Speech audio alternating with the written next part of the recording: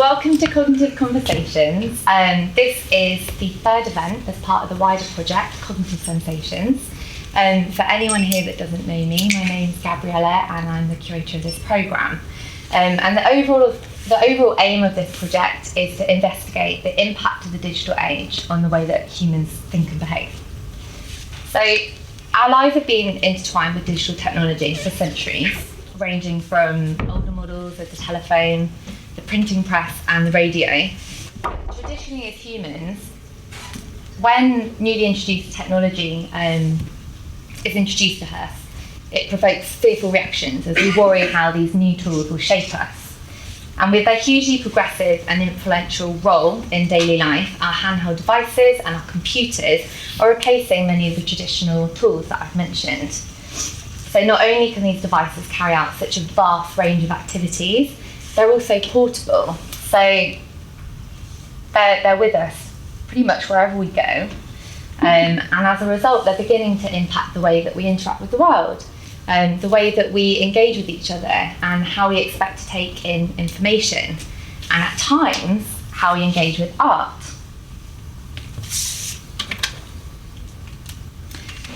So the impact of our digital devices on the way that we experience art, it's often uncontrollable and unpredictable. And as a result, many artists are finding new ways of engaging with their audiences in response to this transformation in behaviour. And as part of this programme, I've worked in close collaboration with two artists. One of them is Zara Webb, who's with us today, and the other is an LA-based artist called Marcus Lutyens. And they work in very, very different ways in thinking about how we engage with the world in the digital age, but also how they engage with their audience. And as part of the project, I commissioned Marcus to produce a new artwork called A Semantic Survey of Forms in collaboration with the neuroscientist Richard Saitowic, who is also with us today. So I've put together this event today to explore these themes through a neurological and an artistic perspective. The underlying debate behind these themes, it's pretty contentious. I can't say there are really clear black and white answers. We've not lived through a lifetime with our digital devices, so we can't truly declare their effects. So there's lots of kind of contending arguments. But I'm very lucky to be joined by a fantastic set of speakers who will share this research with you. We'll begin with our keynote speaker, Richard Saitowic, who, believe it or not, has come all the way from Washington, this event, to share with us the neurological impact of our digital devices. And then this will be then followed by introductions from Sarah Cook, Julius Colwyn and Zara Ware. And then during a 15-minute break, you can then take part in Zara's artwork, which is called The Artist's Presence. And then finally, we'll be returning to give you the opportunity to ask some questions. So please don't be afraid, don't ever feel like your question is silly. Maybe write something down if something comes in your head. I always am scared to ask questions, but just do it. So before I leave this to the capable hands of Richard Saitowic, may I ask all of you to download The Artist's Presence? It's an app which will allow you to engage with Zara's artwork. I do have one phone here which will allow you to take part if you don't have one. But yeah, and also there's free Wi-Fi here, so you can just connect to fast Wi-Fi. Okay, so I'll leave this to Richard Saitowic. Thank you very much. Good evening. We have 6 inches of snow in Washington today, so Liverpool's rather balmy by comparison. Most people know me as the person who rediscovered synesthesia years ago and returned it to the scientific mainstream, where anesthesia means no sensation, synesthesia means joined sensation. Otherwise, normal individuals born with the trait couple 2 or more senses so that they would not only hear my voice, for example, but also see it, taste it, or feel it as a physical touch. Just think about it. A tiny nucleotide change in one's DNA completely alters how 4% of the population sees the world. Synesthesia is an elevated sensory trait. It's like having perfect pitch. And I bring this up because I want to emphasize that the brain is not a passive antenna waiting for sensation to come by, Perception isn't a fixed thing out there, but reality exists in your head, filtered by context and life experience, which is why each person has a uniquely subjective point of view. And synesthesia is just an extreme example of that. Those unfamiliar with it can go to my website, psychoic.net, for a brief TED-Ed lesson, and another one addressing the myth that we only use 10% of our brain. This matters because the brain has fixed energy limits, which digital distractions tax to the breaking point. As we live more and more through mediated images that replace person-to-person engagement, the surrounding sea of screens has degraded our perception, our memory, and our attention. My forthcoming book is titled Digital Distractions versus Your Stone Age Brain. And if you want to be notified when it releases, tweet or email me, or I'll have a sign-up sheet here. You can give me your email or ask me for a card, which has it. Gabriella tells me that we will also have books out in the lobby if you're interested. Well, the brain is highly plastic, meaning moldable, adapting to whatever environment it finds itself in. And that's the reason humans occupy every ecological niche. But the blessing of plasticity is mixed because the brain adapts to everything, not just the beneficial stuff. The Neuroinformatics Institute in Zurich, for example, has shown that repetitive swiping of smartphones remaps the hand's representation in the brain sensory cortex in direct proportion to how much one swipes. Now, I'm not going to show you brain scans of this because it's more important to appreciate the concept of remapping. And that screen swipes reshape the brain in the same way that the representation of the non-bowing hand expands in string musicians the more that they practice. Now, the greater that daily life becomes integrated with technology, the more perception adapts to it. When screen exposure becomes continuous and repetitive, it creates a perceptual barrier between the real analog world and the sound of one's own thoughts, the same way that secondhand smoke reduces your life. Screens of any size seize our attention. Even trying not to look is a brain drain in terms of energy cost. Screens are irresistible because our Stone Age ancestors were alert to novelty, any change in prevailing circumstances, usually danger, and we have the exact same brain as they did.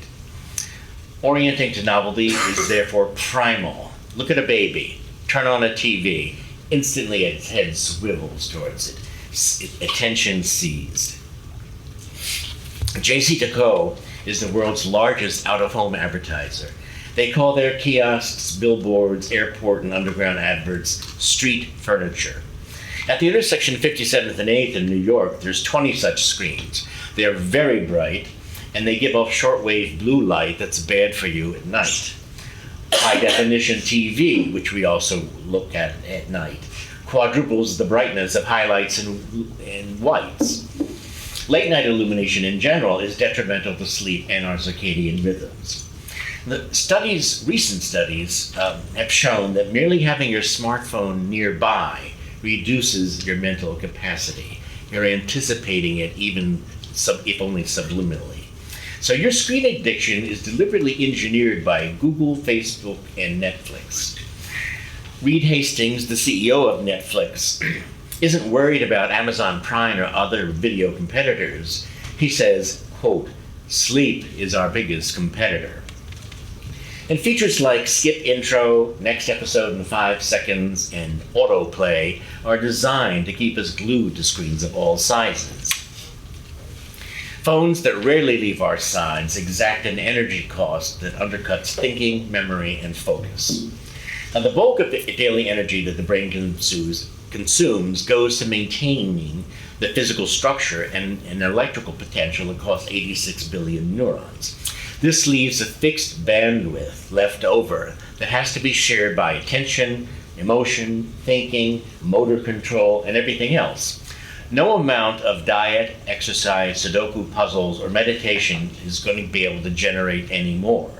So this biological constraint renders such efforts a lost cause. You can't beat attention by force of will. Many people, though, believe the 10% myth. But if 90% of the brain were just sitting there idle, then nature would have jettisoned it long ago as too expensive to maintain. It turns out that we do use all of our brain, but for optimal efficiency, only 1 to 16% of neurons can fire at any given moment. This scheme, which is called sparse coding, carries the maximal amount of information for the least energy. The tech giants very recently have admitted that their products have downsides. Baroness Susan Greenfield at Oxford paints the screen-saturated mindset of our era as reflecting a short attention span. Recklessness, given the premium placed on sensation at the expense of linear sequential thought. A susceptibility to addictions of all kinds. Poor to absent interpersonal skills, which leads to isolation, low empathy, and resulting bullying. And finally, virtual autism, meaning autistic symptoms induced by heavy screen exposure. I think this is the topic that gets the most email to me. People want to know about virtual autism. Well, the most pernicious effect of heavy screen exposure is that it competes with and replaces socialization, which is the brain's natural default state. At the main museum in Los Angeles, artist Marcos Luchins and I nudged visitors to look in a way that they weren't accustomed to. That is, away from the visual. First, we explored emotional reactions to simple colored squares and what they mean. We also forced them to choose labels of abstract drawings, deliberately using imprecise terms, because what we were after was not rational meanings, but meaning is experienced viscerally in the body. Psychology tells us that for any stimulus that we would give visitors, the contribution to its semantic meaning would distill down to 3 factors. Activity, how animated is it? Potency, how vigorous or feeble? And evaluation, do we judge it favorably or negatively? So meaning arises from judging a thing in multiple ways. Oppositional pairings, such as this neon green versus magenta, elicited the strongest reactions. Visitors said that we found visitors preferred comfort and familiarity. And paradoxically, they saw themselves open to new experience despite giving a heavy weight to the negative side of the evaluation scale. So they were torn. And more than any other factor, museum visitors judged and weighed whatever they encountered. Here's Marco, so you know that he is real. Now, in collaboration with the Art Science Center in the Building Bridges Art Exchange in Los Angeles, we then constructed our plantigrade, a fabricated space outside of vision that is nonetheless multisensory.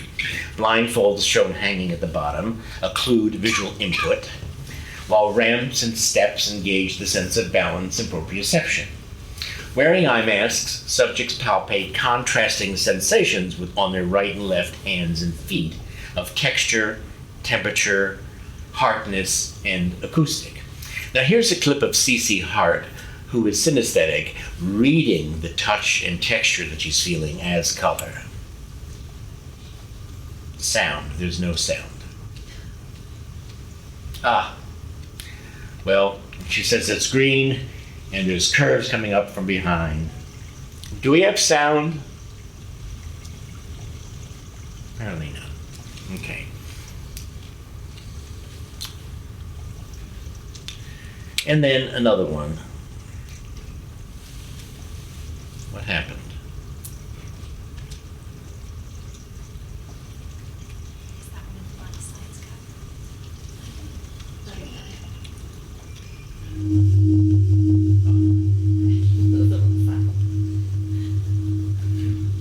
I think we'll have to do that sound. Yeah, that's fine. I'm just trying to advance the next slide. And the same one here, she's feeling this rippled surface, and she's saying that it's smooth despite the ripples, and it's not an angry kind of feeling, whereas what she's feeling with her feet is angry. Now, that's angry. and she's blindfolded doing it. Well, for Cognitive Sensations installation in London's Cube, Marcus and I asked, what happens in an artistic setting when we draw people's attention away from mediated screen-based experience? We created an immersive artwork in which participants sit alone before 5 numbered bags, each containing an unknown object. Now, you can't identify them as any conventional shape, and each one has unexpected characteristics that confound expectations and evoke a novel sensory experience. Next to each bag is a questionnaire designed to help visitors describe the sensual details of what they felt. So we asked, without the customary benefit of vision, how did engaging solely by touch differ sensually and psychologically? How did you feel when you were exploring these objects? A list of adjectives on the wall helped them to find the best words. And how does your ability to focus and concentrate compare with visual engagement? Many participants found the exercise, quote, therapeutic, and they said it forced them to visualize the objects in their mind, and that led to a cascade of memories. Now, the descriptions had lots of detail. The experience was more intense compared to looking at pictures, where they felt that expectations would get in the way. They were intrigued, felt a sense of play at confronting the unknown. And not knowing what to expect intensified their first impressions and made them want to see what's in this bag. One person said that she felt she could taste the heavy objects, a type of synesthesia. So we found that including visual input drew participants back into their imagination, the subjective inner theater of their mind. Engaging with something not captured on a screen activates the more inductive and meditative parts of the mind. It also connects the dots with context, which is always subjective. Now, I said that perception is not something that happens to us. It's something that we do, and it depends on the capacity to act, which makes touch a much better model than vision. Think of a blind person tapping their way around a cluttered space, perceiving its 3 dimensions and the contents not all at once, but over time by skillful probing and interaction. This is the paradigm of what's called embodied perception, a big topic in neuroscience. So what we perceive is determined by what we do and what we're ready to do. The content of perception is not given to consciousness all at once, like a picture. It's gained gradually by the brain's active exploration of its unique Umwelt, which I'll explain. Meaning arises from having a self-directed body that moves through its unique multi-sensory world. Again, think of a baby. It crawls, grabs everything, puts it in its mouth. Why? Why do all babies do this? One answer is the enduring evolutionary force of chemosensation, taste and smell. As a baby undergoes its sensory apprenticeship with the world, it draws on an enormous number of touch receptors in the mouth and face. Their central vision isn't really sharp until 3 or 4 months of age.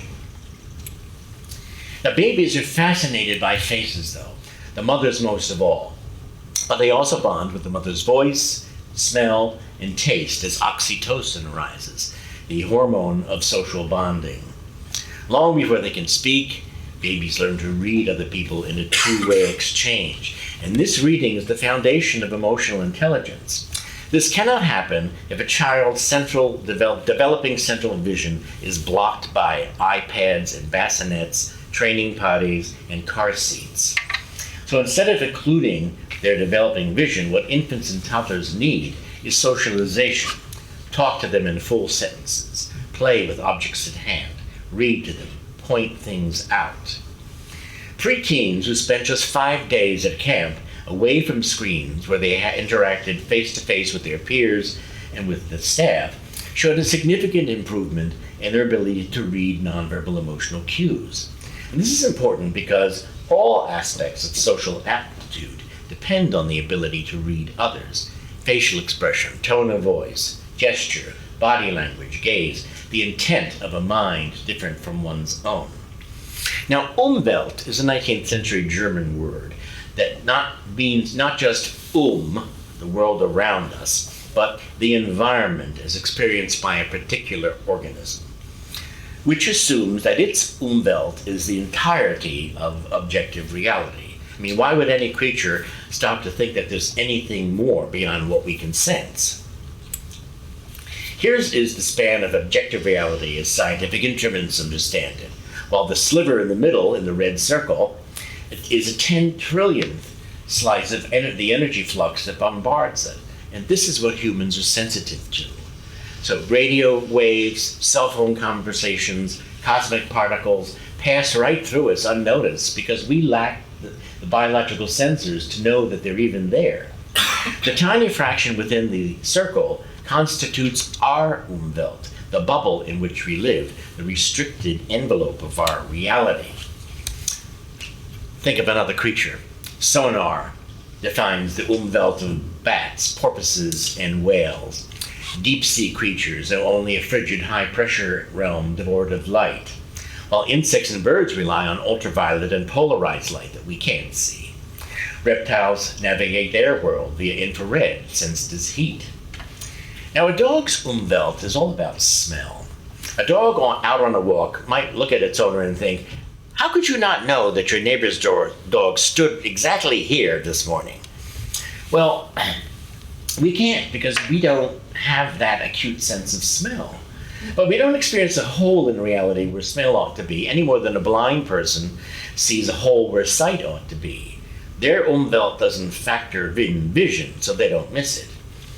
So an Umwelt captures the idea of limited knowledge, unobtainable information, and unimaginable possibilities.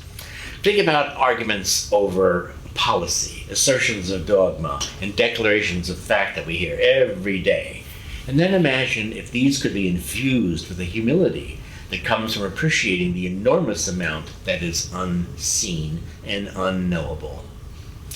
If an iPhone is a teenager's Umwelt, then they're missing a lot of experience.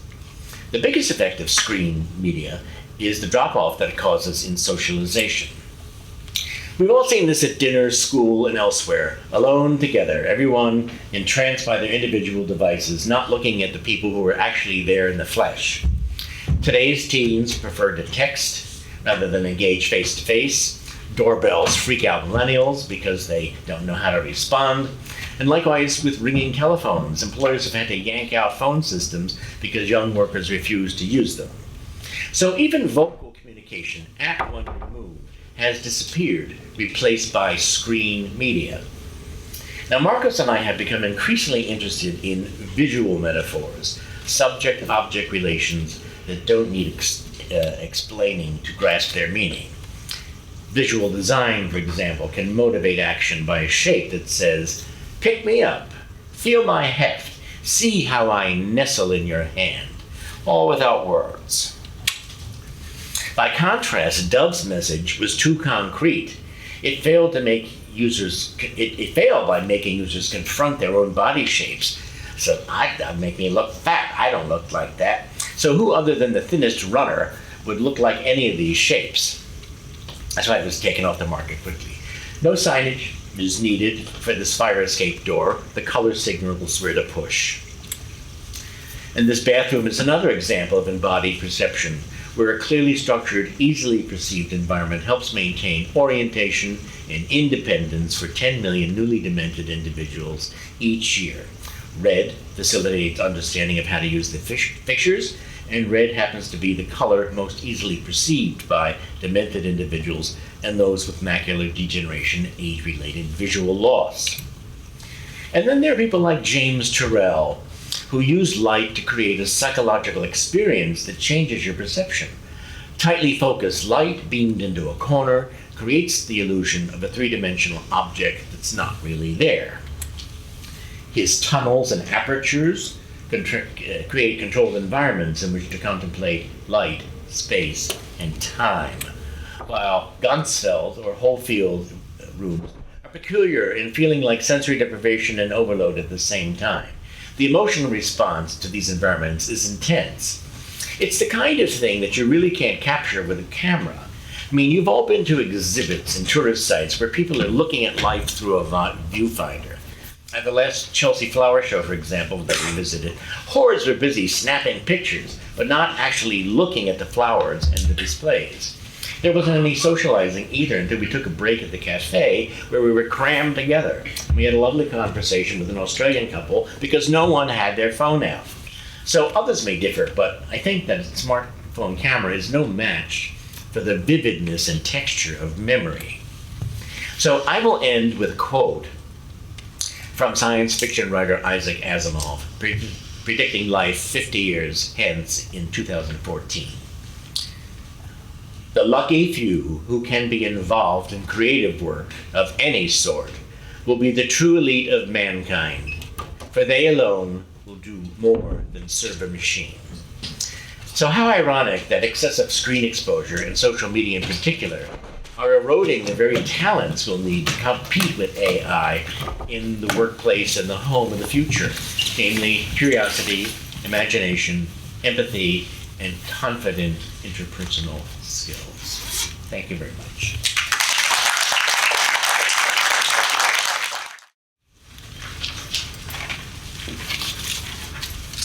Hi. So what I thought I would do is create for you another kind of experiment in perception while I give you, without slides, the way an art historian with a little potted history of artists working with perception in digital. And it's a delight to be here at FACT because I haven't been here for a little while, and I was here when this building opened. And I think if some of you have been here a lot, you'll remember some of the amazing artworks that have been seen in the galleries that I think speak to this topic tonight of how artists have engaged the digital and how we understand their perception. So if this is working, you're hardly hearing me and you're paying a lot of attention to Thompson and Craighead's automated beacon, which is on the screen. And I love giving a talk in front of automated beacon because it behaves very badly. It will start to search for porn pretty soon, and I'll get these sporadic bursts of laughter from you that'll have nothing to do with whatever it is I'm saying. And because I'm not really going to watch it while I speak to you, it kind of makes it a little bit more fun. So Automated Beacon is a work by two British artists called John Thompson and Alison Craighead. And it's a work that they made a long time ago now when we talk about the internet. They made it in 2005. I don't know if any of you remember what the web was like in 2005. And it's been doing this, exactly what it's doing now, on the web since then. It hasn't changed a bit. Obviously, the web has changed a lot. One of the things that's changed a lot about the web is it's not going to support Flash anymore. So this work is now endangered in a way that it wasn't last year. But they also have this work in another form, which is that they made it into a flap sign, a physical object that flips its letters like a railway station sign would. I mean, it is basically a railway station sign. And so you get a very different experience if you're in a physical space with this doing it. And they have shown it in exhibitions as just words floating on the wall, not quite in this form. And I wanted to point to it in part because I feel like one of the discussions that we often have about the way artists engage with the digital landscape is we tend to think that they're drawing attention to something about the condition of the digital that we might not otherwise understand or we might not otherwise notice. And what the artists have done here is they're just showing you what people are searching for live on the web right now. And when they first created this work, it wasn't just Google everybody used. They actually used more than one search engine in different browsers. And I remember there being a debate about this work when it launched, that was this anything particularly new that the artists were doing? And I felt like it was because they were actually trying to show us how the web breathes or something. It's got a real pace about it, right? I mean, it's got a rhythm. You're all suckered right into it, I can see. And it's got this kind of sense of addiction. You were watching, you want to see what comes next, you can't take your eyes away from it. And it's got this, a pacing. And that's deliberate. Obviously, people are searching for a lot more stuff than this, right? Like, obviously, if it was a real time, I mean it's real time as in this is live, but if it were actually at the pace at which people are searching the web in this kind of collection of different search engines that they were using, it would go a lot faster. So they've deliberately slowed it. So they've thought about your perception of this, and they've thought about your reading speed and your reading ability. And I don't want to spend the whole time talking about one artwork, but I wanted to point to it because I think that one of the concerns that artists have had around the digital is about drawing our attention. And I think there's a lot of works in the show across the hall that you could have this conversation with. I think about semiconductors work in particular. They often draw attention to things that we can't see, like particle physics interactions, and they slow them down and they add audio to them, or they visualize them in the case of their magnetic movie.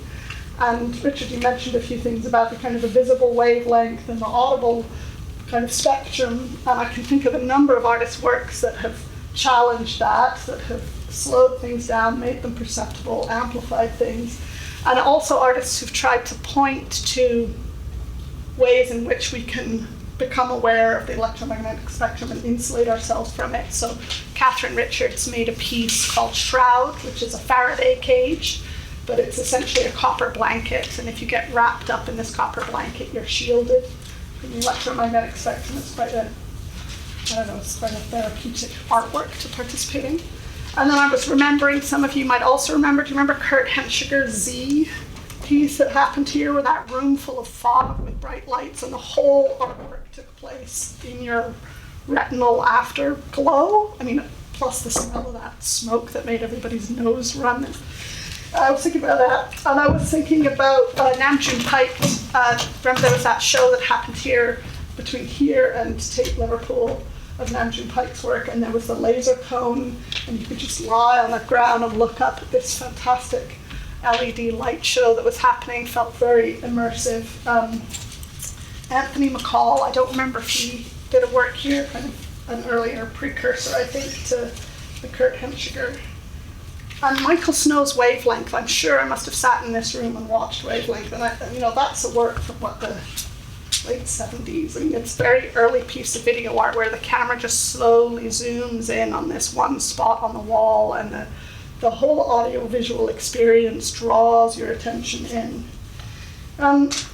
So I suppose what I wanted to do was, in this very brief introduction, think about how by either amplifying, sonifying, slowing down, changing pace, artists have challenged the way in which the digital, in terms of its consumer interaction with us, can be understood, can be embodied, can change the way we deal with these things that are in our pockets. I mean, Miranda July made this hilarious work that was a form of text messaging service called Somebody, which if you signed up for it, this is an early, like way before WhatsApp kind of thing, if you signed up for it and you wanted to send a text message to someone, it would send the message to somebody's phone who was near to the person you wanted to send the message to.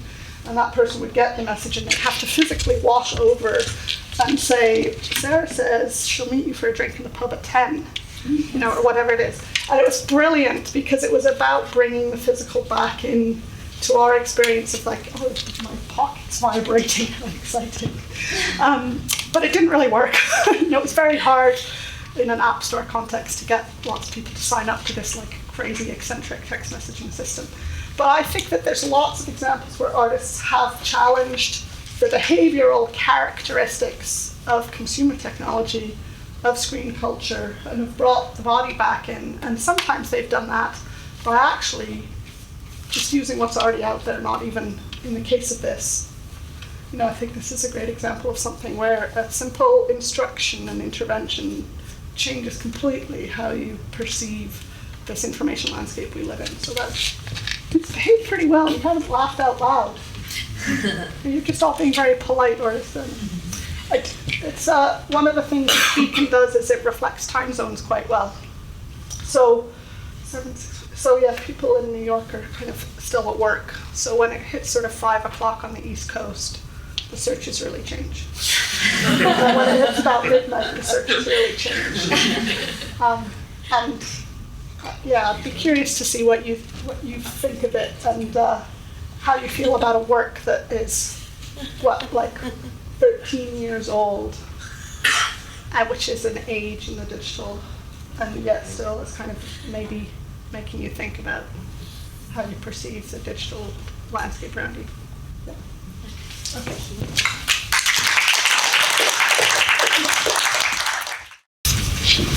So if I want to move things. Exactly. Happy? Yeah, that's magic. One moment. Hello, everybody.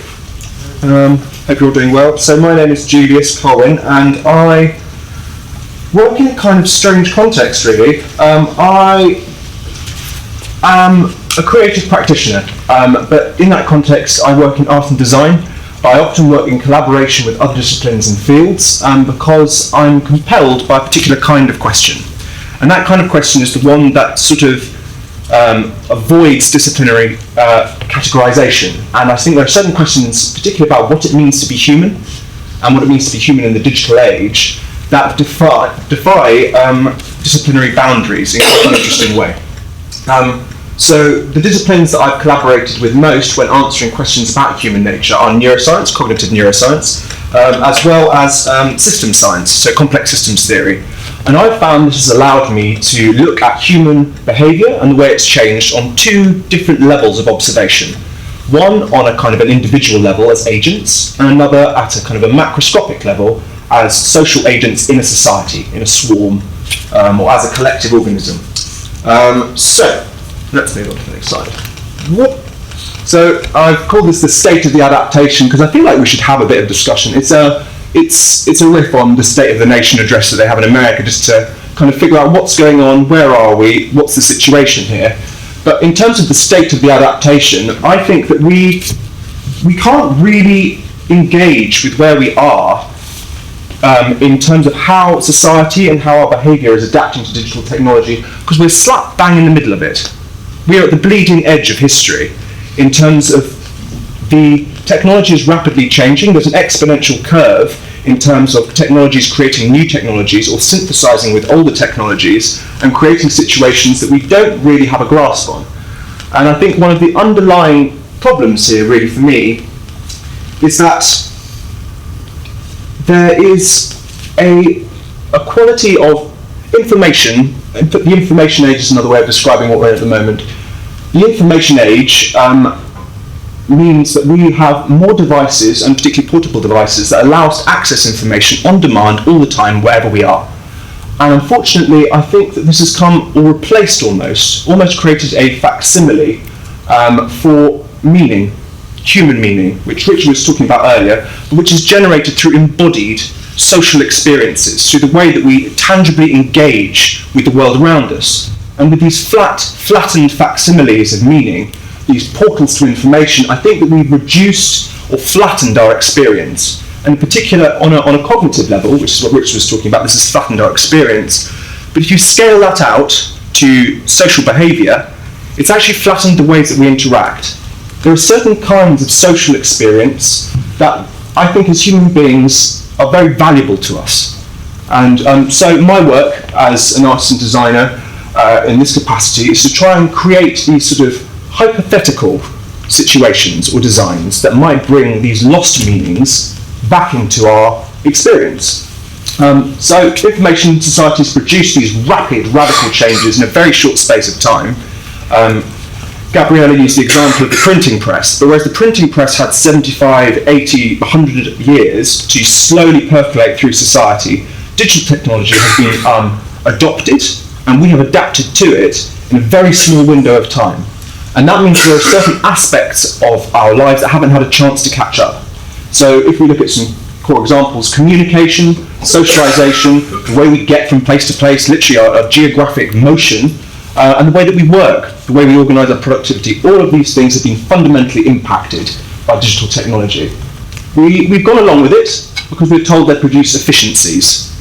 But I suppose one of the questions that struck me, looking at all these efficiencies, is are human beings truly creatures of this kind of efficiency?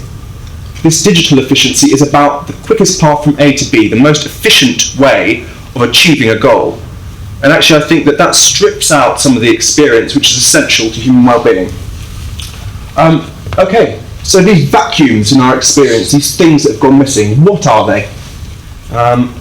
So, this is one of my designs, or an artist rendering of one of my designs. I'll show some schematics in a moment. But I think that one of the things that's gone missing in terms of an experience that is essential for human beings is silence. And by silence, I don't just mean auditory silence, I mean informational silence.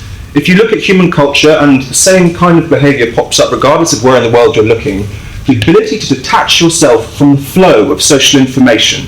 They're known as rituals of sequestration. So on the extreme end, you'll have monks or of various different religious disciplines, or hermits of some kind that will take themselves out of the flow of social events. But on a normal human level, you'd have a church next to the town market that you could walk into and find a place of quiet or silence amidst the social noise. We've always had a need for this, but now we carry the noise with us. We have little portals to all of this information, all this noise that are constantly asking for our attention. And so how do you disconnect? So I think that technology actually contains the potential to resolve the same kinds of problems that it creates. So I looked at this sort of problem, and I thought, right, what about silence? What about this separating yourself away from the flux of information? What is important about it? What is beneficial for human beings? And I think that I think it's about being able to be separate while still being part of. So these structures here, this is them in situ, but this is some of the schematics for them, are a partition structure that's based around two separate technologies. One is noise cancelling, and the second is signal jamming. So if you can imagine an experience, you're in a crowded place in the middle of a thoroughfare, and there's a set of partitions that you can slide apart and step into. And they come up to about here. The noise is still going, but when you sit down, active noise cancellation happens. Active noise cancellation, you might have had noise cancelling headphones. With a headphone, because it's directly over your ears, it can cancel out almost 100% of the noise. In an environment like this, it may be able to cancel about 60 or 70. So you wouldn't have immediate silence, you'd have immediate hush. Layered on top of this is signal jamming, because what's the first thing you do when you're alone in a space now? You take out your phone. So this structure would be pointless at the moment because you wouldn't engage it in the right way. So I'd also include signal jamming in the way that's operated. So this structure is meant to create spaces or lulls in public spaces or in areas that are of high informational and auditory density to allow you to disconnect in a space that's sort of an environment that deliberately thwarts disconnection. Another example is this one, and this is about sociological mixing. I think another thing that's gone missing from our contemporary experience is genuine social engagement. And by social engagement, I mean we would like to think that our societies have grown more and more diverse, but the ability to select which groups you attend in advance of attending them, the non-geographic sorting that we subject our social activity to, means that we actually don't end up engaging with people outside our pre-selected view set. Siloing, some of you may have heard of, happens in the digital realm, but because our meetings in the physical realm are impacted by it, it also happens there too. So this is a design which, using trackers, you give everyone a token. The token has a colour value. You can see it in the centre there. It'd be displayed from above, kind of it's a perspective from above. And each person would be assigned a colour value, and over time the purpose of it would be to mix. If you met with another person from another social group, but a different colour value, your colour would change. And you'd be able to see by the end of the mixing process whether or not you'd interacted with any other people, or people outside your social group, by how much the colour had changed. So effectively, I think there are ways in which we can create aesthetic and designed experiences that approach some of the problems that digital technology and communication technology has caused. And so we can consciously adapt, because at the moment we're in the flux of it and there are no editorial decisions being made about how we adapt to technology. We're doing it all in real time as individuals. And so we're beginning to experience a kind of an immune response, a cultural shifting. Certain strategies that people are trying out, whether it be childcare via iPad, we're starting to figure out that they're not working, and we're starting to adapt against them. So the case for optimism is that we are in the process of a long wave response. There's a theory in economics called long wave theory, which basically shows, if you look at the technological innovations, a submodel, that you have a technological change, which is followed by those most able to adopt that infrastructure, so large companies or developers adopt it first, and finally, years down the line, culture finally adapts. So there's this latency between the technological change and culture developing the tools and abilities to cope with that technology. So we're on our way, we're not there yet, but there is cause for optimism. There is a cost to thoughtless implementation. If you look at systems and how they operate, sudden changes without adaptation lead to shock. And I think we're going to start to see some of the effects of that. We already are in many realms, such as mental health, social policy and mechanics. But I think we're starting to become aware of these problems. And we are living through this latency. Culture is catching up, but it takes its time. So I suppose the message I'd leave you with is if we can identify what our technology is removing from our experience, what experiences that are valuable to us that are going missing, then we can make a more conscious choice to retain those positive experiences or to design them back in where they've been excluded. Thank you very much. So thank you so much for coming today, and thank you to Gabriella for organising this wonderful event. So this presentation is really, I suppose, an artist talk to help contextualise my practice. I'm wanting to highlight the key concerns of my practice and give a bit of a broader understanding of how the artist's presence, which is the work that I'll be sharing with you in the interval, fits within my wider ongoing practice-led research. So, a homonym triptych, so a grouping of 3 words pronounced and or spelt in the same way or similarly, but which have different meanings. Present, and presence provide a thematic anchor to my current body of work, exploring our relationship with the hardware and software of Web 2.0, a period in the history of the internet which demarcates the contemporary era of user-generated content, so blogging, social media, platforms, and of course the handheld devices, which are so much more than just phones. In my practice, this software and hardware is both a subject and a medium, and is underpinned by an ongoing interest in value systems and meaning making across both art and post-religious cultural phenomena. This homonym triptych, present, and presence, is also useful for understanding how my practice fits within the wider cognitive sensations programme. Respectively, the words within the triptych allude to witnessing, and so the truth, the act is showing, exhibiting, or offering, and therefore also semiotics, and a state of proximity to a person or a thing, which is often associated with invisible forces and power. Definitions which can all be related to discourse around Web 2.0, such as the post-truth, neoliberalism, and of course the social and psychological effects of social media on human interaction, as well as questions around the role of the artist and the operations of the exhibition. So the artist as witness, aesthetic markers of the artist and of the gallery space, as well as the politics of presenting artwork and the supposed presence of the artist and the artwork. Okay. So the first word, present, an adjective, which is in essence a tense, is very slippery. By its nature, the present is always slipping into the past the moment it has been acknowledged. As I've already mentioned, the present is associated with the truth. As being in the present, we occupy the role of the witness, the person able to verify what we have seen as a result of being in the here and now as something has occurred. This definition, present, has clear relevance to how we think about both art and Web 2.0. In art, we still privilege the live experience, favouring the in-the-flesh observation of the painting, the sculpture, the live performance, of course, and so on and so forth. Social media has a more tricky relationship with the present. On one hand, we can use it to share a live narration of the present, whilst on the other, social media platforms can be used, as we all know, to carefully cultivate a version of events which still appear under the guise of having happened just now as they are posted. For a long time, mobile devices themselves have been accused of dragging us out of the present, a distraction from what is happening in real life.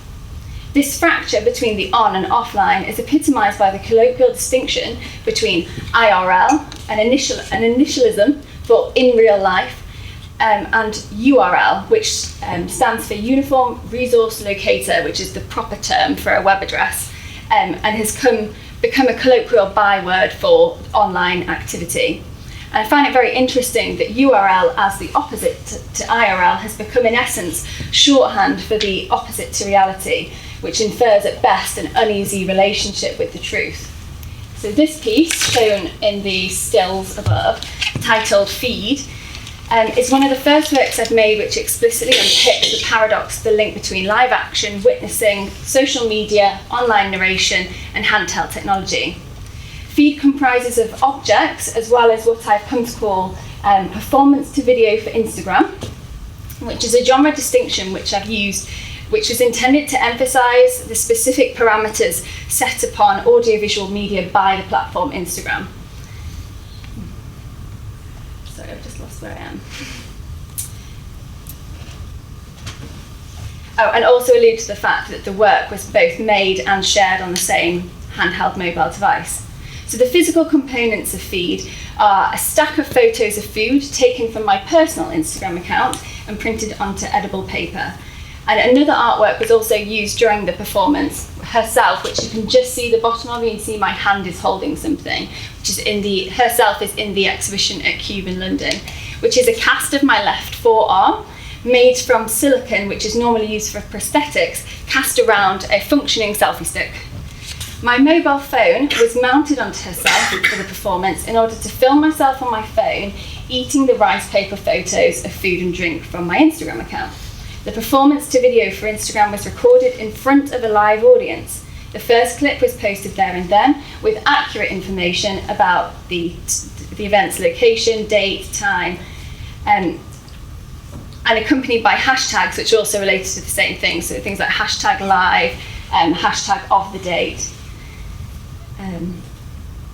And then over the next 6 weeks, I subsequently posted clips of the rest of the performance, still using the same hashtags, but with the locations set at increasingly distant places, chosen for their general relation to the history of performance and new media art, but many of which I've never been to, calling into question the reliability of online documentation through the widening gap between the on and offline aspects of the work.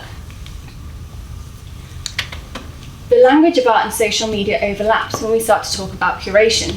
Simply put, just as art is curated and presented to the public, images and videos are curated and presented to online publics on social media platforms, bringing us round to the second word in our homonym triptych, present, how to show, to exhibit, to offer. The work quotations, as you can see, cuts on I suppose, is essentially a two-part series. So there's a series of 3 works on paper using gold leaf, which then provided a choreographic score for a series of performance to video for Instagram works. The hand gestures depicted in each square are isolated from the rest of the content from their original context. Each row of the grid comprises of an emoji hand, a hand gesture taken from a religious artwork or icon, and photos associated with the clean eating trend on Instagram, which is a good example of one of those silos that Julius was talking about. So the food photos that they were referencing were always hands holding out, presenting bowls, plates, cups of food and drink.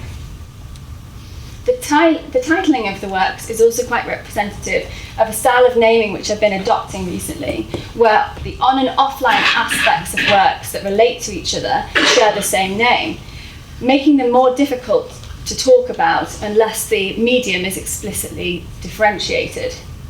Emphasising the connection to language and communication, the title quotations also reflects the necessity for legibility of such hand gestures in order for their intended meaning to be conveyed to audiences. Whilst the quasi-religious undertones of the rhetoric surrounding the clean eating trend is hinted at through the use of gold leaf and paint and references to religious artwork and icons, which also connects the work to the third word in our homonym triptych, presence. To an extent, the use of titles for on and offline related works was an early explanation of what presence was in the digital age, questioning where the artwork was. Was it in the more physical IRL element of the work, or in the online URL element, where it occupied the space which it was also critiquing? My first work using this strategy, a drawing made by cutting up my body weight in celery, consists of a physical drawing, a scarred piece of paper marked by having had over 900 stems of celery chopped up on it. And then there's also the URL element, 900 short video clips posted to Instagram of the process of chopping up the celery, also accompanied by hashtags which related to celery, art and likes. I regard the elements as completely codependent, neither the online or offline work being more representative of the whole than the other. The dependence of a physical artwork, which we can be in the presence of, on an online work, poses the question of whether the online offers us equivalent experience and the extent to which each aspect completes the other, and thus they are only ever partially present when they're individual, their presence existing somewhere in the relay between the on and offline elements. Final slide, I know I'm probably running over. So what exactly is understood by presence is hard to pin down. In its most literal sense, it merely requires being present and in immediate proximity to a person or thing, much like the first word from our homonym triptych. Yet presence conveys much more. Supposing some sort of transformative affect might be provoked by the encounter. The artist's presence is a somewhat humorous parody of the live performance piece by Marina Abramovic in 2010, The Artist is Present, during which Abramovic sat in the gallery at MoMA every day throughout opening times for 3 months, inviting audiences to queue up for the opportunity to sit before her and be in the artist's presence. So my work, The Artist's Presence, offers a digital equivalent, a target laser cut into the backrest of the chair based on a painting done of one of my hands in a presenting gesture, can be scanned using the app, which hopefully you'll be able to access, but I do have on my iPad and on my iPhone. And by scanning this target, the artist is revealed. Me, or at least an augmented reality version of me, is sitting in the chair. The technology itself isn't perfect. The lowest incomplete render of my image had to be used in order for the app to work on the majority of devices and not be too sluggish. The piece has a spectral quality to it which resonates with the definition of presence as an invisible spirit felt to be nearby. And in doing so, the work highlights the presence that we often look for in artworks, as if by being near to an artwork we can be near to the artist. Questioning the necessity for physical proximity to a person or object in an age when our world is already shadowed by an omnipresent online realm.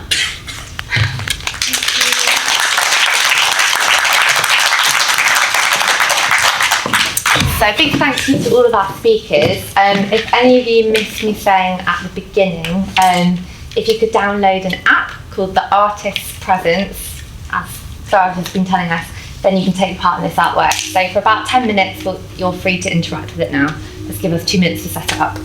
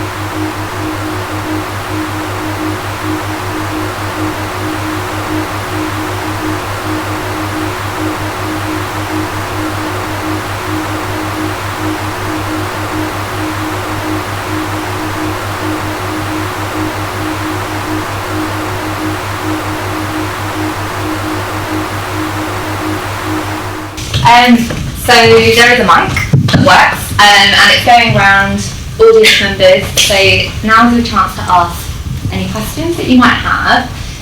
I'll start it off. Although, as I said, I've prepared all these questions and you've all very cleverly answered them, so it means I need to be a little bit creative.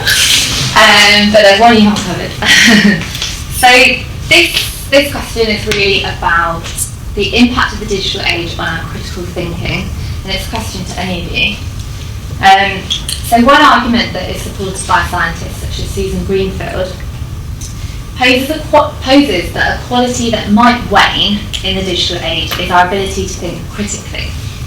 So when we're alone, we're drawn to the tapping in of our devices, which then prevents us from processing what's happening around us. We also naturally go to Google when we're trying to recall information that we can't remember. So suddenly our devices are becoming this central reference point for the way that we digest internally what's happening around us, and also the way that we think. So Greenfield emphasises that the effort invested in connecting the dots and taking that journey of discovery is the essential ingredient in making connections across neurons, but also giving a significance and an importance to what we learn, because then we see information in a new way. So could you please comment on this and maybe attempt to extend this to the impact of our digital devices on critical thinking in relation to our experience of art?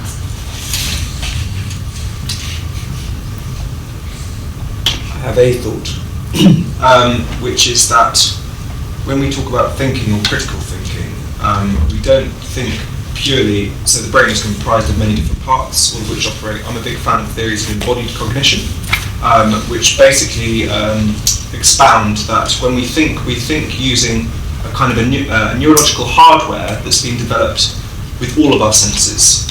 And so I think that if digital technology, in the way that Richard was talking about, flattens our experience to a purely visual form, I think there are certain elements of cognition, ways of thinking that happen. A dancer thinks with their body, and the insights that they gain into different kinds of movement, or some people have gestural language. There's a lot of work that's been done on the metaphors that we use to think with, and that those metaphors are embedded in our different sensory modalities. We think through vision, we think through sound, we think through, when someone says, "Oh, I get what you mean," some people use their haptic modelling, their touch modelling, to actually handle an idea.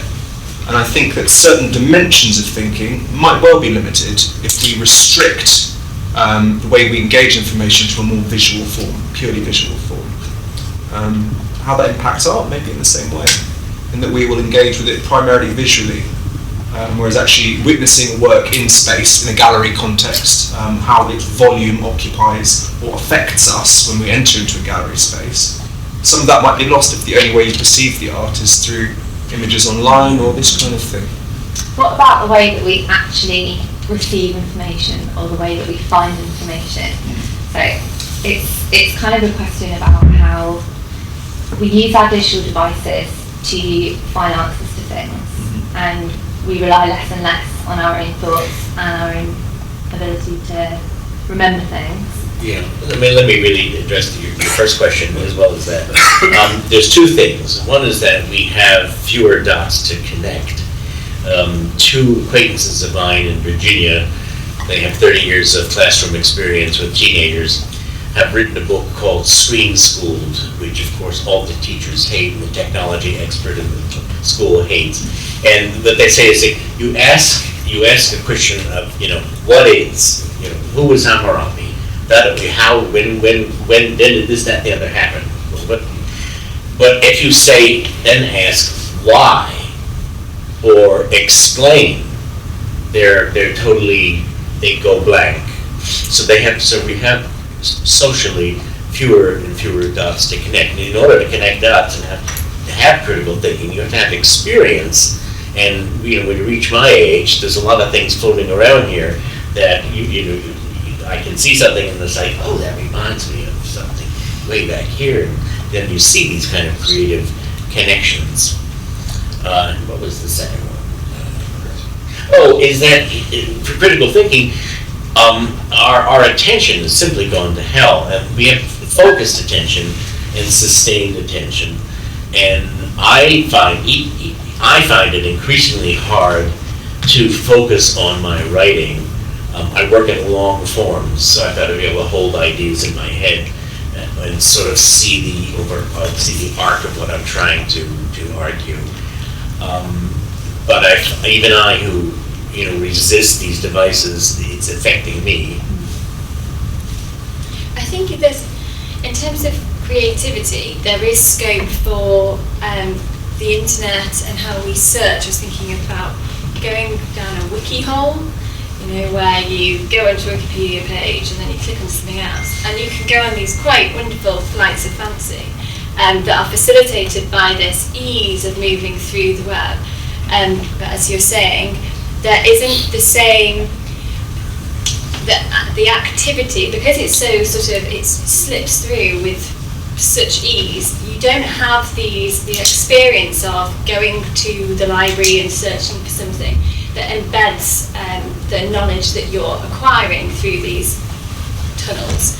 And there's been, I'm aware of some studies that have been done just on a very local scale, comparing results where people had to read something on a screen, then another test group read the same text on a piece of paper. They then did a test. They had pretty much the same results, like pretty much exactly the same results across each group. But then a couple of weeks later, they had the same test without being able to refer to the source information beforehand. And that was where the massive change was, where the group that had seen things on the screen performed not very well at all compared to the group that had this haptic relationship with the paper. So there is obviously something lost there. And there's also, just thinking about how we can combat that going forward, and there are researchers, I think it's at the University of Bristol, looking at building sensory adaptation into handheld technology pressure zones as a way of mimicking how we interact haptically with books and things like this, to try and stimulate senses and embed memory more effectively. But I'm aware this is very much in the early stages. It's a good idea, because actually, although we talk about how reading is better for memory, and if you go to a library and you're looking for something and there's more kind of meaning to your experience, the truth is, if you Google something, you get the answer like that. So yeah, the fact that they're kind of developing this. There's something about memory. Memory is complex to begin with, and there are many different models that explain how memory might function. But in terms of how digital technology might impact it, there's sort of a counter-argument to the downsides. There are two basic categories. So first off, memory is associative. It's not a location in the brain, it's multiple locations in the brain. One memory is a composite of the space that you were in. Say it's the library, if you're finding the information, the quality of the paper in terms of how it feels. It's this constellation of different points. And we store each memory. There's kind of two versions: a flat associative hierarchy. This is what's called an associative hierarchy, how those bits associate. And a flat one is where you've connected things. So say, for example, I'm going to use an example. Say you learned about crop rotation, and the where you learnt it was in the context of the Roman Empire. If you've got a very steep associative hierarchy, the only time that you will recall that information is if someone is talking about the Roman Empire, because that's the grouping it's quite a small grouping. In a flat associative hierarchy, where it's not kind of attached to a date or a name, and it's that kind of information or that memory that we're getting worse at, because we outsource the dates and the names and stuff to Google, basically, or to our phones. In a flat associative hierarchy, you use the information more often because it's connected to more things.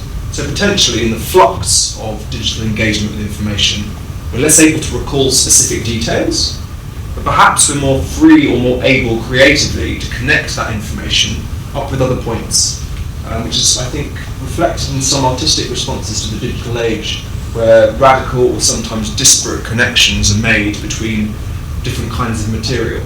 It's less about attribution and more about connection, perhaps.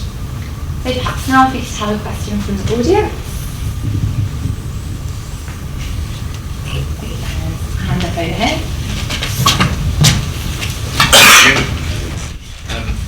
just wanted to kind of, on the back of that, I guess it links to like political and economic factors of the way the world kind of splits disciplines into labels, into disciplines, because that's kind of how we function as a society, as an economy, as political entities. But linking directly, I guess, to this exhibition with the art-science crossover, I think it's correct that we can be more far-spread and more creative as individuals, and that doesn't necessarily mean critical thinking, but it means that we can be more loose and wide with how we approached the problems or whatever. But how does that actually objectively, do you guys think, affect the world moving forwards? Because it would kind of argue, you could argue that that means we're less able to specialise in certain things, or nobody wants to kind of box themselves in, because I think there's kind of a fear of, at least from my generation, there's a fear of not being specialised, of not wanting to specialise, because we're aware of how much is out there. And so we try and cover everything, but actually end up just being, a master of nothing. Right. Just from my perspective, I think that the world will always have space for generalists and for specialists, and they're both required. You cannot get to the forefront of a discipline, and by the forefront there's so much information out there that if you want to get to the leading edge of a particular body of research, you have to specialise. In order to know all the prerequisite information required to operate at that particular level, you need specialists. Also, now maybe we're more able, with digital infrastructure, to connect the dots. And it's because of how we find the information. It's not locked into its discipline of attribution. We find it in a more kind of free-form way. So maybe it's slightly easier to spot the connections now. But I think there was this belief that when the internet was shared and we had access to the World Wide Web, and we'd all be able to get all of this information, and we'd all be so much more well informed. And actually, what we have done, as described, is just found communities that we can get sort of more and more concentrated into our little silos. So as much as we have this sort of liquid life where we can slip between these different sources of information and just grab dates and figures and then forget about them 5 seconds later, we equally have sort of clustered together even more tightly into our own ways of thinking that echo each other. Do you think, sorry, are you saying that that's a positive thing or a negative thing? Because it seems that homogeneity of thought is very detrimental, to the opposite of critical thinking. I never think anything is good or bad. Right. It can be hugely helpful for people to find like-minded individuals, whereas previously, if they were just limited to people in their geographical location, they would really struggle to find people that really empathised with maybe people who are maybe profoundly disabled and unable to get outside, and then can communicate online with somebody else who completely understands their position.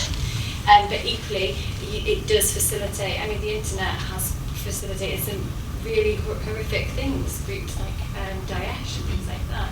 So I think categorising it as good or bad is oversimplistic, and it is in a grey area, but there's no question that it's been hugely problematic how we do seem to gather together and fester with each other. Yeah, well, I would say the like-mindedness kind of is as a result of not understanding your own critical thinking. When you So hear it's the kind man of with microphone. The man with microphone. Okay, this is a question really about presence and awareness, I suppose. Now, we've been talking about screens, so we've got a device there which we carry around and we're looking at the device. But we are going to head into a future where we've got VR and stuff like this, and as that technology develops and brings in more accurate haptics, would that solve some of the neurological problems we're discovering by using this screen here and the lack of presence in the world, if the experiences we're having in VR are actually more like the real world we live in?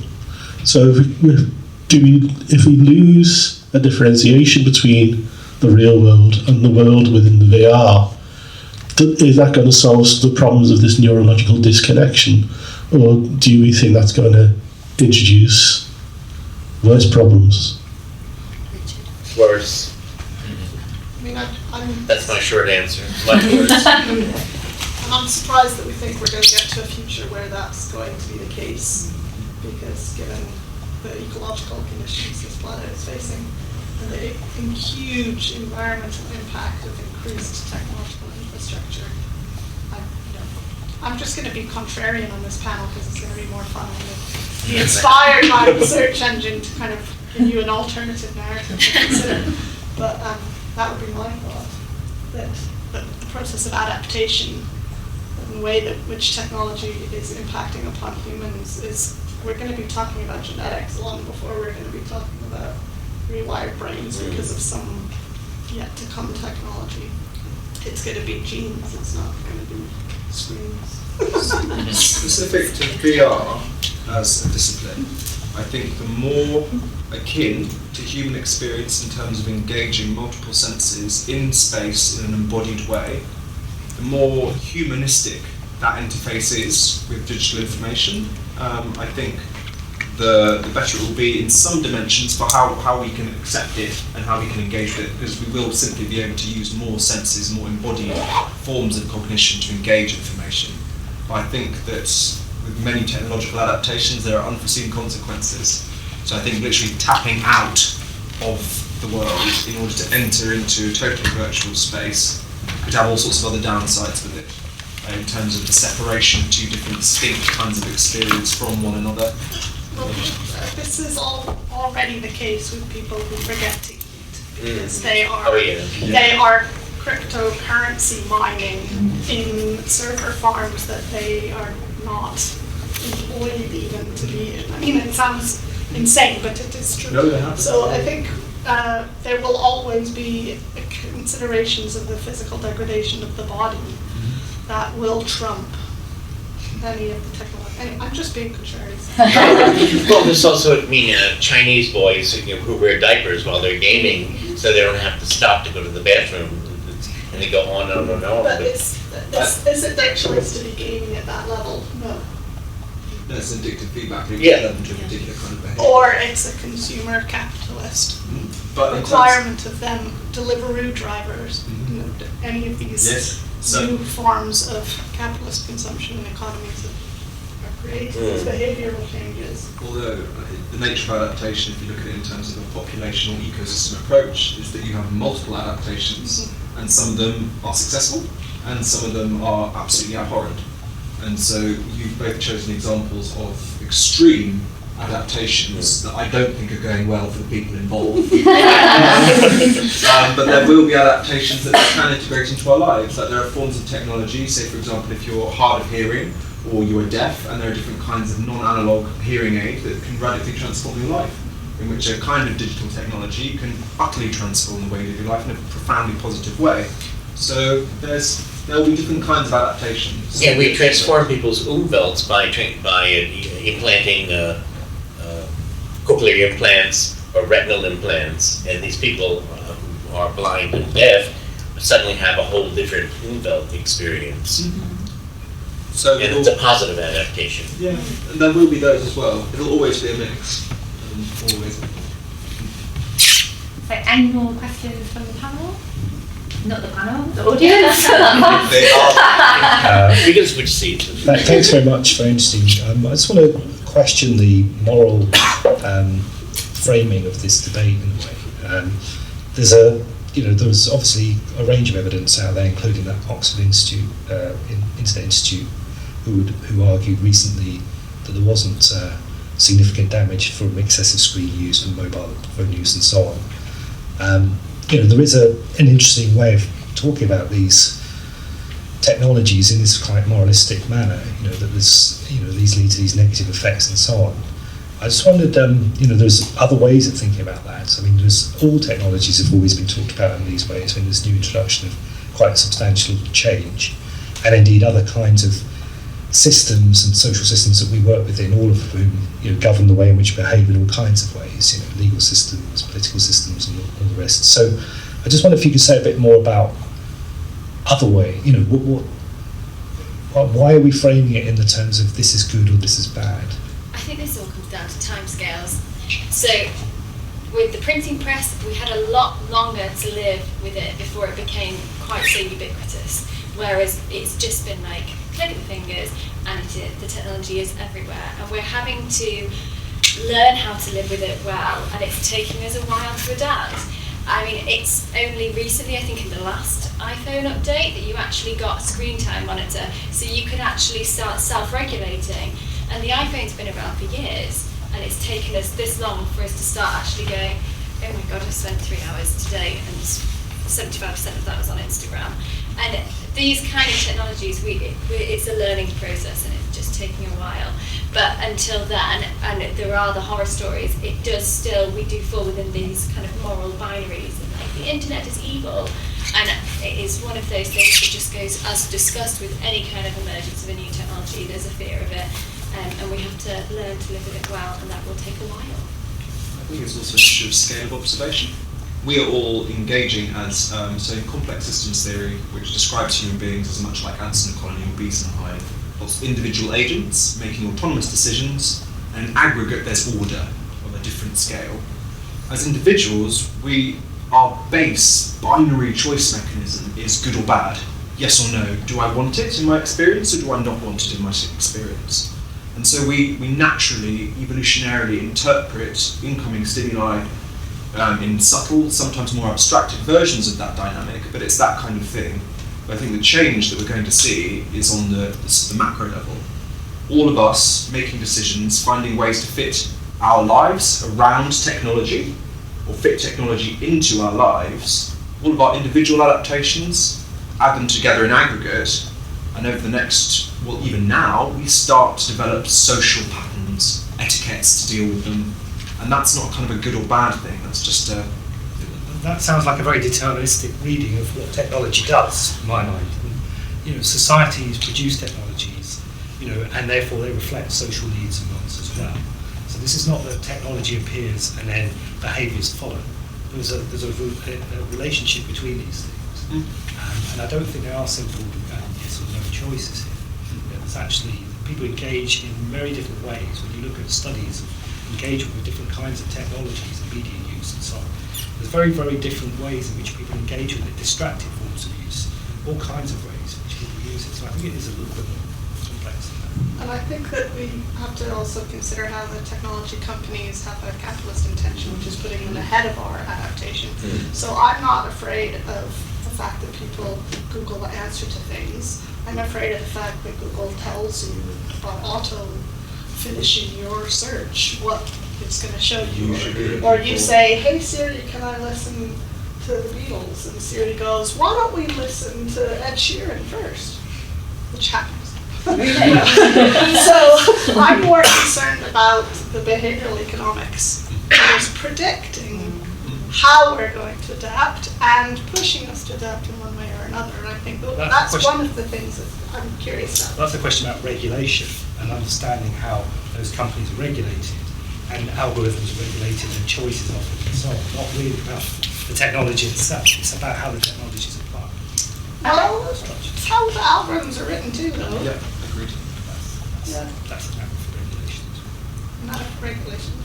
On the subject of regulation as well, emojis, a personal favourite subject of mine, I'm always fascinated by how regulated they are by the companies, the tech companies, and whereas language kind of generally forms very organically and words kind of end up in the dictionaries because they just come into common parlance.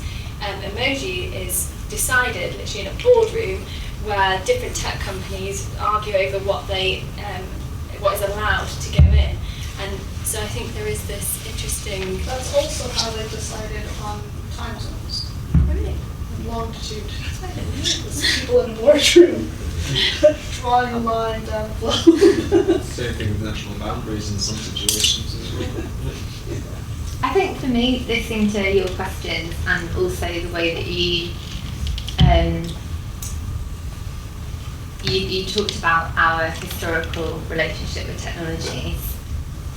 I think for me, what makes our, I'm going to say handheld devices, because I don't mean technology in a general sense, I mean our handheld devices and computers. What makes them different is the vast range of activities and things that they offer you. So they don't just have one sole purpose. Suddenly they're replacing the older technologies that we have that did all these different tasks. So we only need one device, and that's where it becomes impactful on us because we rely on it so much, and that's how I differentiate our relationship with older technologies. I have asked myself multiple times, we've already been through this pattern of history, and there's no point in fighting it either because we can't turn back the clock. Technology is only going to get bigger and bigger, and our handheld devices are going to become, well, we're going to become more reliable on them because they'll do other things that we don't know they're going to do yet. But yeah, that's my take on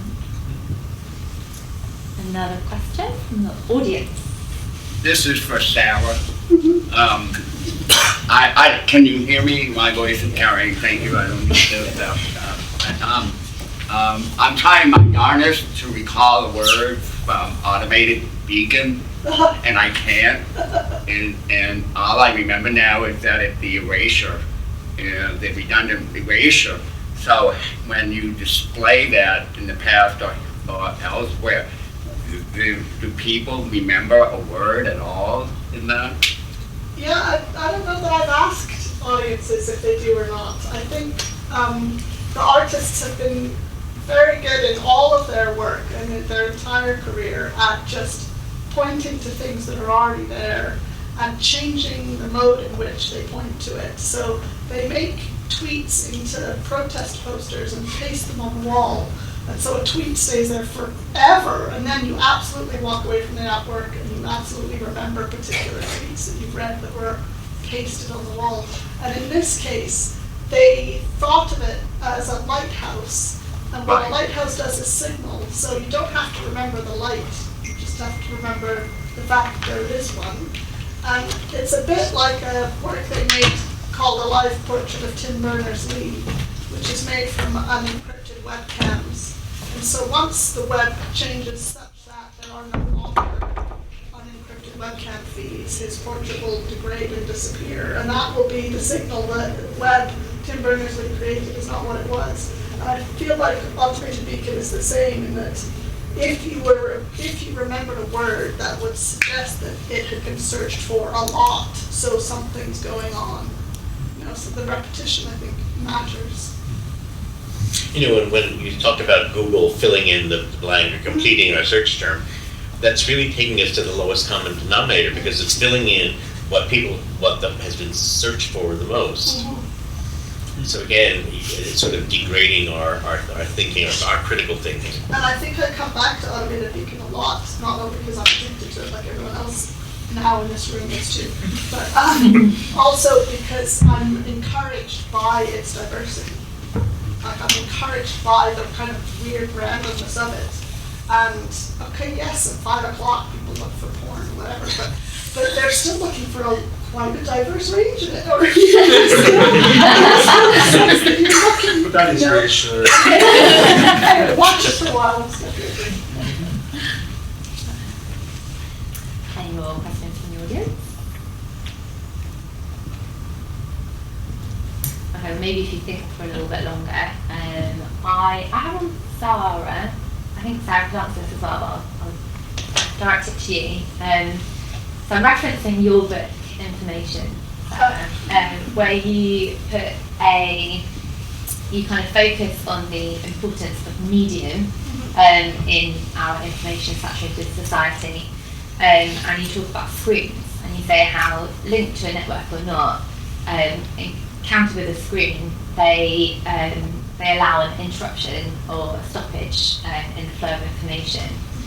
So we all know how powerful social media is as a tool for communicating our work and our ideas, and as a result, artists like yourself are also using them as a tool to communicate your ideas. But I guess my question is, how effective are our devices in communicating information when their nature is typically known to distract their user?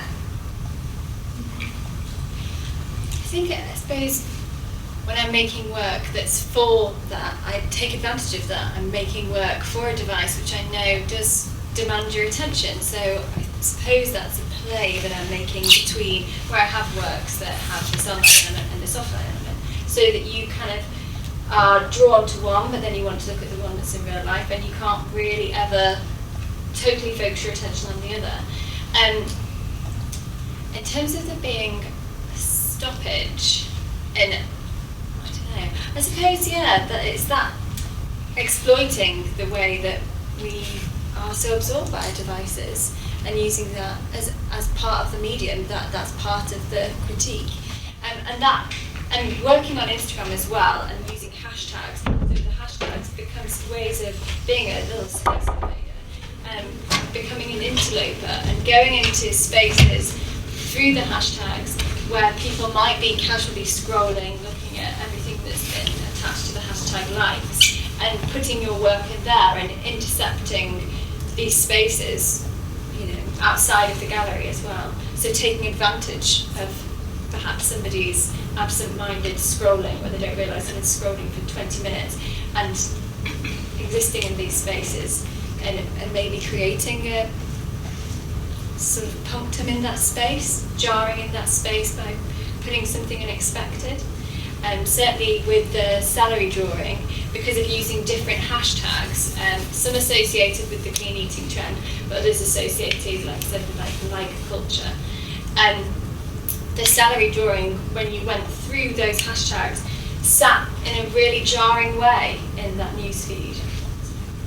Hopefully exploiting that. I think for me, from my personal experience, because I use social media a lot and I created a blog for this project, I'm often met with the thought processes. At what point will people stop interacting with us? I made a video to market this event. I think it was 20 seconds long, and I showed my boyfriend and he was like, oh, that's a bit long. People aren't going to watch that. I was like, what? Okay, so you put that bit at the beginning, and like I've been writing all of these essays that go on my blog, and they're probably about 1,500 words long. But really, when you look at statistics, people probably spend like 20 seconds reading them. So it's kind of, I guess my question is about finding engaging ways of communicating to audiences, but also retaining their attention. And maybe it's a good question for you, Sarah. Yeah, well, I think, so in the introduction to the information, that book you mentioned, I think I was trying to suggest that artists find ways of moving our attention to different forms of information in different containers, as it were.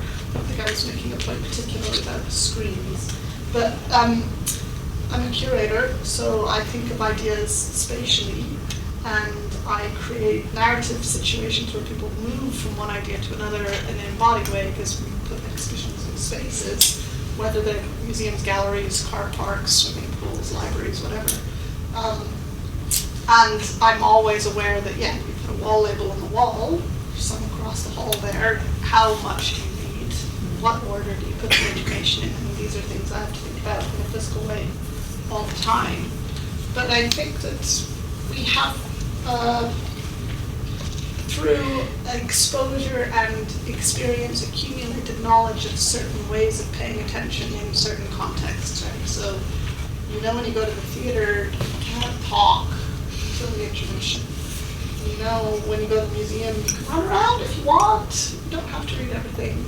And when you go to the library, you might have moments of deep attention and moments of quite short attention, depending on what you're looking for. I think that pay attention to that side of it. You can create an experience, an informational experience. And artists do that by thinking about sight and context a lot. I'm going to put in a plug for the essays that are on the Cognitive Sensation website, because they're a great summary, and they're also thought-provoking.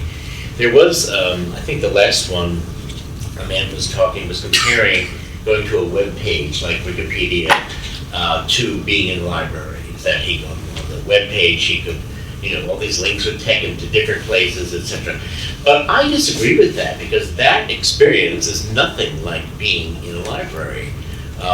If you're going to write a term paper on Virginia Woolf, and I go to the library, I'm there physically, I'm looking for this one title I know I won, and all of a sudden there's this serendipity of other things, and they're all about Virginia Woolf, or the critics of Virginia Woolf, or her family, or the period. And then, of course, there's also just marvelous smell of being in the library as well. I explored this sort of failure of the internet and of in search terms in a work collage.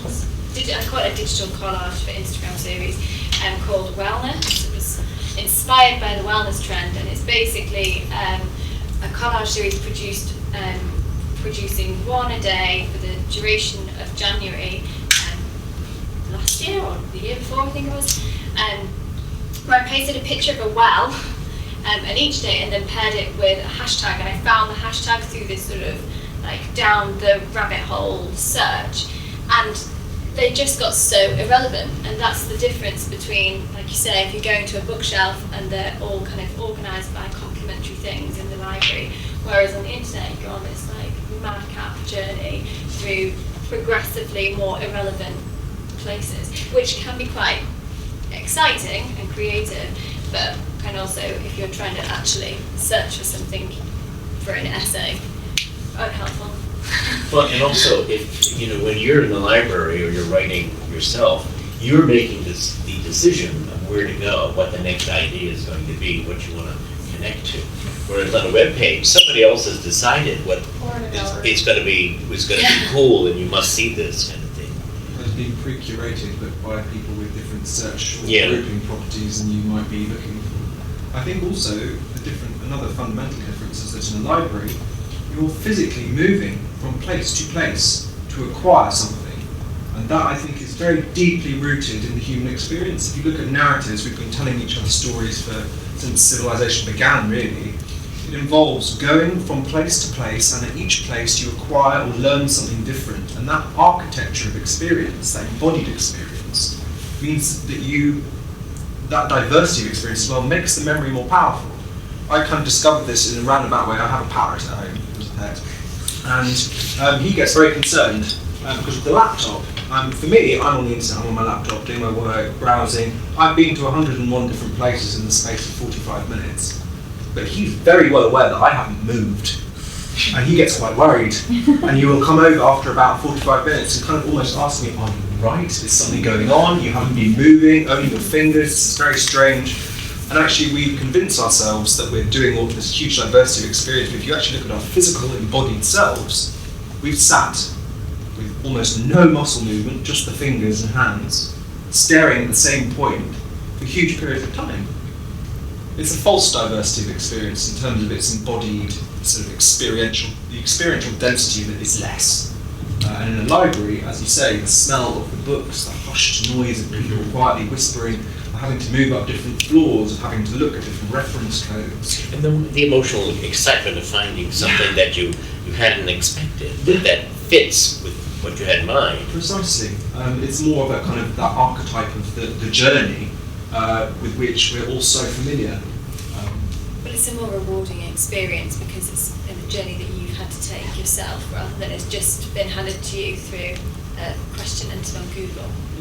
It's also more than just libraries, it's going shopping, it's going and seeing friends, all of these activities which traditionally would take us out of our home or our cave or whatever in our human experience, and you'd go somewhere, do something, and you'd constantly move around. We now perform all of those functions from the desk or the sofa, and I'm not sure that's good. Okay, I have to interrupt you then. It's a good time to stop with your story about your parrot. We're going to end now, so I just want to say thank you to everybody from coming from all parts of the world for this talk. It's been really, really interesting. As you can see, we have videoed it, so I can share that with you. I haven't cleverly put a slide with the blog, so I'm going to tell it to you. It's quite easy. It's www.cognitivesensations.com. But on there, I'll be putting an essay which I'll write in response to this event. So thank you so much for attending. I think Richard's mentioned before, we are selling his books on synesthesia out in the hall, as well as some posters and some drawings that have come out of this project. And I'll be happy to sign. Yeah. Okay. Okay, so thank you so much.